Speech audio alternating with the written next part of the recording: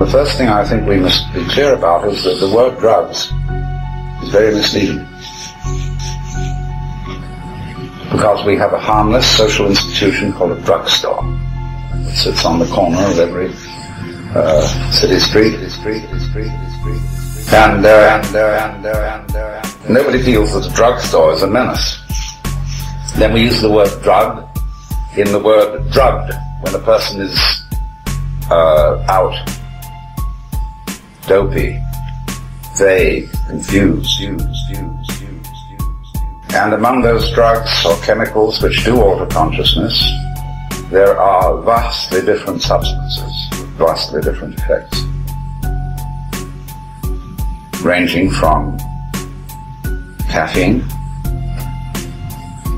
aspirin, alcohol, marijuana, LSD, mescaline, DMT, psilocybin, heroin, opium, so on. And we should treat each one of them separately instead of lumping them all together, because they're quite different. Now, to put the cat among the pigeons, and you may know this already, and I may be telling no news, but I want to make a provocative statement. The laws of the United States and the programs, government-sponsored, concerning the use of addictive drugs are a total failure. Not only a total failure, but they're making the problem worse. They are so stupid that anyone supporting those laws must be either a moron or involved in the racket. It's that bad.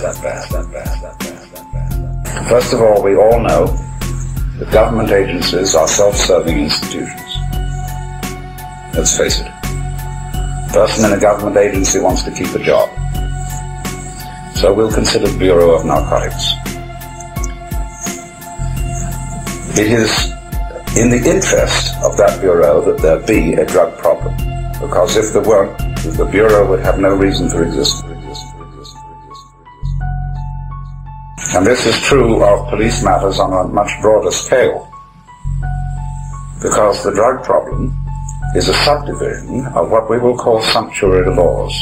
A sumptuary law is a confusion of church and state. It is a law against sin as distinct from crime.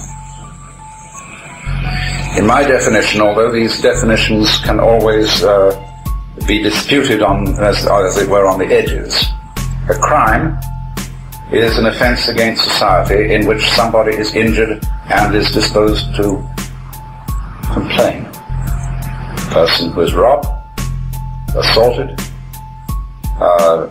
simply doesn't want that to happen. But there are innumerable sins, you might call them, but that's an ecclesiastical term, or we might say crimes without victims, such as gambling, prostitution, drug taking, and various forms of sexual relationship. And when you try to regulate these things by law,